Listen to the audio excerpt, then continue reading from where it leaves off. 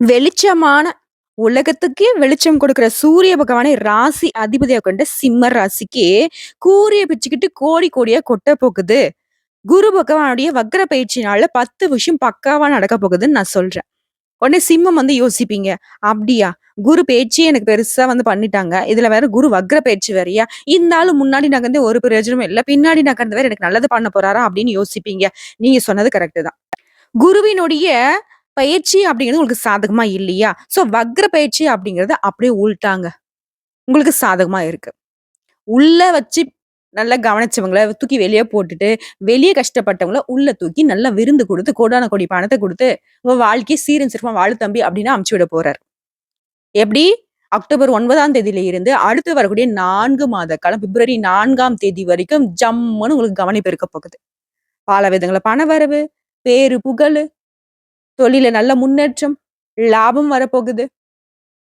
சுப நிகழ்ச்சிகள், திருமணம் கைகூடி வரப்போகுது. குழந்தை பாக்கியம் கிடைக்க போகுது. திருமண வாழ்க்கையில சண்டை சச்சரவு இருக்கீங்களா? அதெல்லாம் சரியாக போகுது. சகல விதங்களையும் 10 விஷயம் 10 பொருத்தம்ன்னு சொல்லுவாங்க இல்லையா?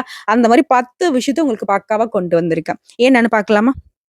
சிம்ம ராசிய பொறுத்தவரைக்கும் இந்த குரு பெயர்ச்சி எப்படி இருக்கு? குருவினுடைய ஒவ்வொரு பயணமும் உங்க வாழ்க்கையில பல மாற்றங்களை ஏற்படுத்த போகுது.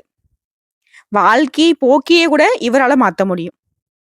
குருவால வாழ்ந்தவங்களும் இருக்காங்க, வீழ்ந்தவங்களும் இருக்காங்க.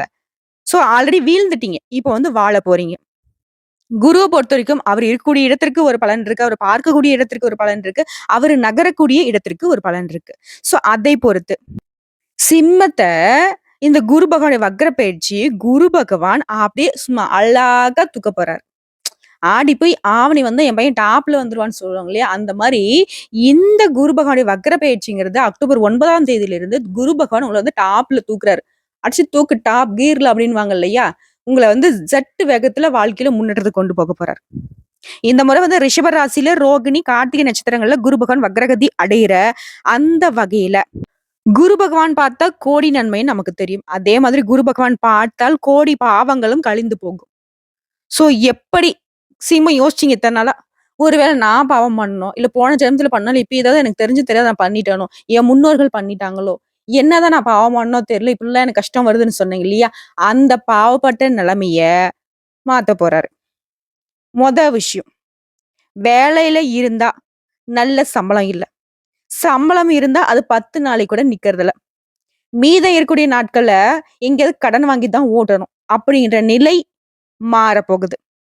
நீங்க 10 பேருக்கு உதவி செய்யக்கூடிய அமைப்புல இந்த நிலை இருக்கு. பண வரவெல்லாம் தாறுமாறு தக்காளி சோறா உங்க கைக்கு வரப்போகுது. சர்வசாதாரணங்க. ரிஸ்க் இருக்கலாம் ரஸ்க் மாரி பார்க்க போறீங்க. தொழில் ரீதியா ரிஸ்க் எடுக்க போறீங்க. முதலீடுகள்லாம் பார்த்தீங்கன்னாக்கா, உங்க கையில பணம் அப்படியே என்ன சொல்றது? தண்ணி மாரி செலவு பண்றான்ப்பா பணம் அப்படிங்கிற மாரி உங்களுக்கு தண்ணி மாதிரி பணம் சேரப்போகுது. 2வது விஷயம். தொழில்ல வளர்ச்சி, சொத்து வளர்ச்சி. இது எல்லாமே குரு பகவானுடைய வக்ர பயிற்சி உங்களுக்கு கொடுக்குது. ஆரோக்கியத்திலும் சரி, குடும்பத்திலும் சரி. உங்களுக்கு இருந்து வந்த சிரமங்கள் எல்லாமே காணாம போக போகுது. 2வது விஷயம் சூப்பர். 3வதா ஒரு விஷயம். உங்களுடைய வேலையில நல்ல கவனத்தோட இருக்கணும். நல்ல நேரம் அப்படின்னா தான் நீங்க ரொம்பவே கவனமா இருக்கணும். இல்ல அப்படின்னாக்க, வேலை செய்யக்கூடிய இடங்கள்ல உங்க மதிப்பும், மரியாதையும் கெடுக்கிறதுக்கு ஒரு கூட்டம் காத்துக்கிட்டு இருக்கு. சொல்லுவாங்க இல்லையா? ஊர் வழக்குல, "அப்பன் எப்ப சாவான், திண்ண எப்ப காலியாகும்ன்னு" சொல்லுவாங்க. அது ஒரு பழமொழி. தப்பா எடுத்துக்காதீங்க. அந்த மாதிரி நீங்க எப்ப அசருவீங்க, உங்கள காலி பண்ணலான்னு பார்த்துட்டு இருக்காங்க. ரொம்ப நல்லா இருக்கானே, இவனுக்கு எல்லா விதத்துலயும் நல்லதே நடக்குதே அப்படின்னு அப்படியே கண் கொத்தி பாம்பா பார்த்துக்கிட்டு இருக்காங்க. கழுகு பார்வையில உங்கள பார்த்துட்டு இருக்காங்க. சோ கவனமா இருக்கணும். அதே மாதிரி ஒரு விஷயம் புரிஞ்சுக்கோங்க. சிம்ம ராசிக்காரங்களே யாருக்கு உதவி செய்தாலும் சரி, உதவி செய்யறதுக்கு முன்னாடி உண்மையாவே அந்த உதவி அவங்களுக்கு தேவைப்படுதா? அவங்க அந்த கஷ்ட காலத்துல இருக்காங்களான்னு தெரிஞ்சுட்டு உதவி பண்ணுங்க. ஏன்னா, உங்ககிட்ட சும்மா சும்மா உதவிங்கிற பேர்ல உங்களுடைய உழைப்பை சுரண்டிக்கிட்டு இருக்குது ஒரு கூட்டம். கூட பொறந்தவங்க, ஃப்ரெண்ட்ஸ் வாட்டெவர். நான் யாரும் குறிப்பிட்டு சொல்லலைங்க. அத புரிஞ்சுக்கோங்க. முக்கியமா வேலை செய்யக்கூடிய இடங்கள்ல சக ஊழியர்கள்கிட்ட கொஞ்சம் பார்த்து இருங்க. மேல் அதிகாரிங்க உங்க மேல பொறாமைப்படுவாங்க. என்னதான் நீங்க நல்ல விஷயம், நல்ல வேலை பார்த்தாலும் சரி, அத அவங்க ஏதாவது குத்தம் குறை கண்டுபிடிக்கிறதுக்கு காத்துக்கிட்டு இருக்காங்க. நிதானமா இருங்க. கோவத்த கண்ட்ரோல்ல வச்சுக்கோங்க. எப்ப நீங்க கோவப்படுவீங்க, அத வச்சு பாத்தீங்கன்னா, அவங்க அரசியல் பண்ணிடுவாங்க. நெனச்ச வேலை கிடைக்கும். வெளிநாட்டுக்கு போயிட்டு வேலை பார்க்கலாம். வெளிநாட்டுக்கு போய் படிக்கலாம். அந்த மாரி வெளிநாடு சம்மந்தப்பட்ட விஷயங்கள் எல்லாமே சாதகமா இருக்கு. பிசினஸ் விஷயங்கள்ல எல்லா விதங்கள்லயும் உங்களுக்கு நெனச்ச மாதிரியே நடக்குங்க. நீங்க முயற்சி செய்றீங்களா, அந்த முயற்சிகள் எல்லாமே கைகூடி வரும். 4வது ஒரு விஷயம். கடந்த 1 வருஷமா கஷ்டம் தான். சொல்ற அளவுக்கு சிறப்பா இல்ல. அந்த நிலை இந்த காலகட்டத்துல இந்த 4 மாசம் உங்களுக்கு மாற்றத்த கொடுக்க போகுது. சீரும் சிறப்புமா இருக்க போறீங்க. பணத்த சேமிக்க முடியும்.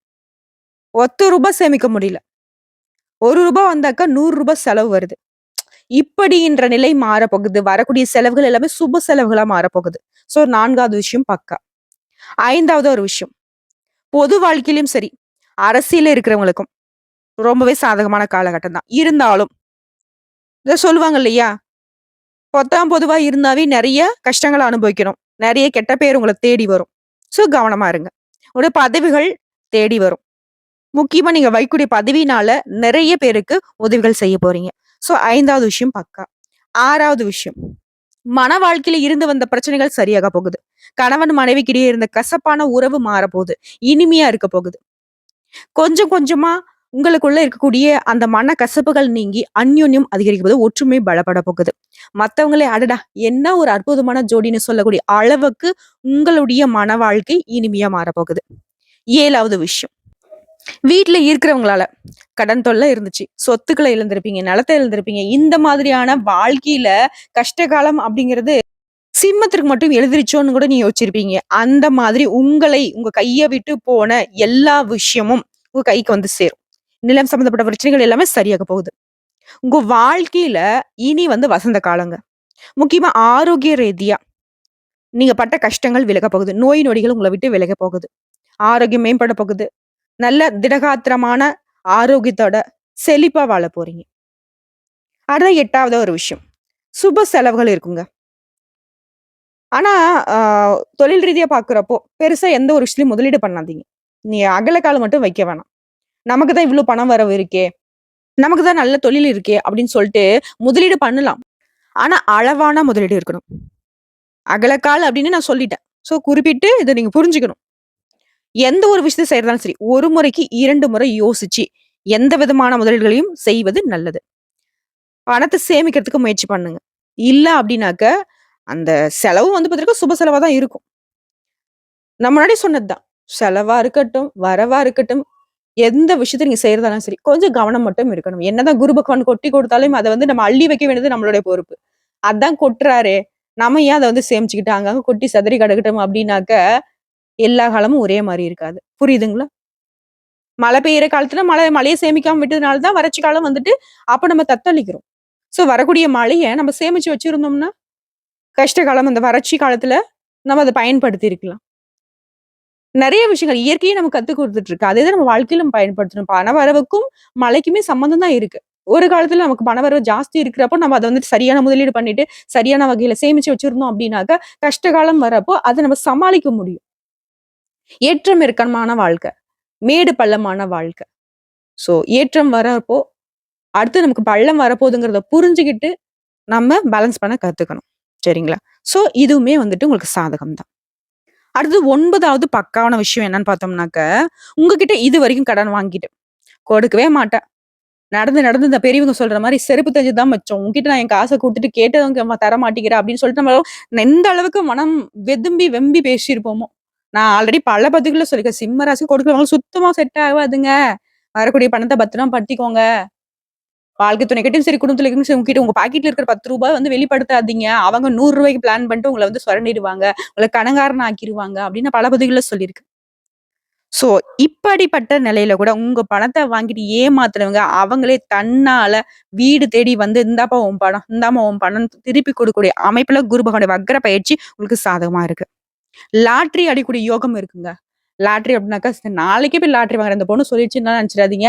லாட்டரி அப்டிங்கிறது திடீர்னு வரக்கூடிய அதிர்ஷ்டம். ஸோ, இந்த மாரி திடீர் அதிர்ஷ்டங்கள் உங்கள தேடி வரும். புரியுதுங்களா?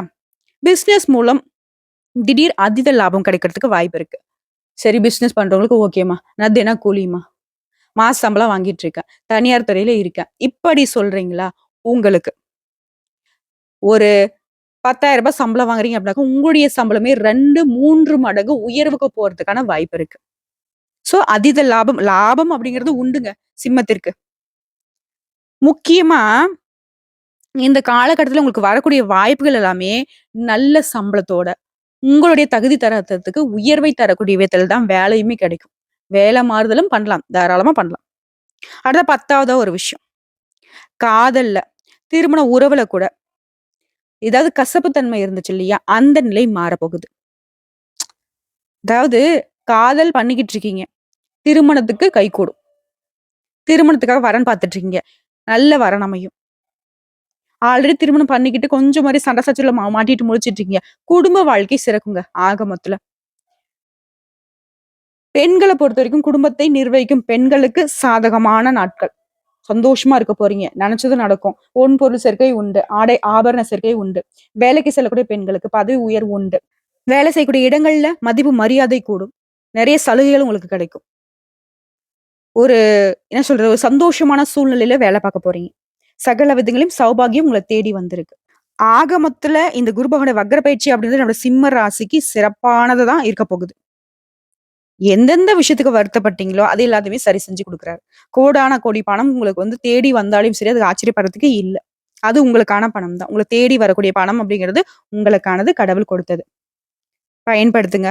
உங்கள தேடி வரக்கூடிய உறவா இருக்கட்டும், ஏதாவது ஒரு அதிர்ஷ்ட வாய்ப்பா இருக்கட்டும், தீர ஆலோசித்து, யோசித்து முடிவெடுங்க. உங்கள பொறுத்தவரைக்கும் பரிகாரம் அப்படிங்கிறது, வியாழக்கிழமைகள்ல குரு தட்சிணாமூர்த்தியும், குரு பகவானையும் வழிபாடு செய்யுங்க. அந்த நாள்ல வந்துட்டு அதிகமா வந்து மஞ்சள் நிற ஆடைகள பயன்படுத்துங்க. அட்லீஸ்ட் வந்து கைக்குட்டியாவது மஞ்சள் நிறத்துல இருக்கட்டும். நவகிரகங்கள்ல வீற்றிருக்கக்கூடிய குரு பகவானுக்கு நல்லெண்ணெய் தீபம் ஏற்றி, அவருக்கு வந்து மஞ்சள் வஸ்திரம் சாற்றி வழிபாடு செய்ய வாழ்க்கை மங்களகரமா மாறுங்க. இந்த வீடியோ பதிவு பிடிச்சிருந்தா வீடியோக்கு லைக் பண்ணுங்க. நம்ம சேனலை சப்ஸ்கிரைப் பண்ணுங்க. மேலும் பிடிச்சவங்க ஃப்ரெண்ட்ஸ் அண்ட் ஃபேமிலிக்கு ஷேர் பண்ணுங்க. இன்னைக்கும் சரி, இனி வரக்கூடிய எல்லா நாட்களுமே சிம்ம ராசிங்கிறது சிம்மாசனத்துல அமரக்கூடிய காலம்ங்கிறத புரிஞ்சுக்கிட்டு வாழ்க்கையை வாழுங்க. வாழ்க வளமோடு, நலமோடு, வாழ்க வாழ்க பல்லாண்டு வாழ்த்துக்கள். ஓம் குரு பகவானே போற்றி போற்றி. குருவே சரணம், குருவே சரணம். இந்த வீடியோ பதிவு உங்களுக்கு பிடிச்சதுனாக்க நம்ம வீடியோக்கு ஒரு லைக் பண்ணிடுங்க. மறக்காம நம்மளுடைய முருகன் ஜோதிடம் சேனலை சப்ஸ்கிரைப் பண்ணி பக்கத்துல இருக்க பெல் ஐக்கானை கிளிக் பண்ணி வச்சுக்கோங்க. அப்பதான் நம்முடைய வீடியோ பதிவு உடனடியாக உங்களை வந்து சேருங்க. மேலும் ஏதாவது ஆன்மீக தகவல் தேவைப்படுச்சுன்னா கமெண்ட் பாக்ஸ்ல பதிவிடுங்க. உடனடியாக பதில் தெரிவிக்கப்படும். வாழ்க வளமுடன்.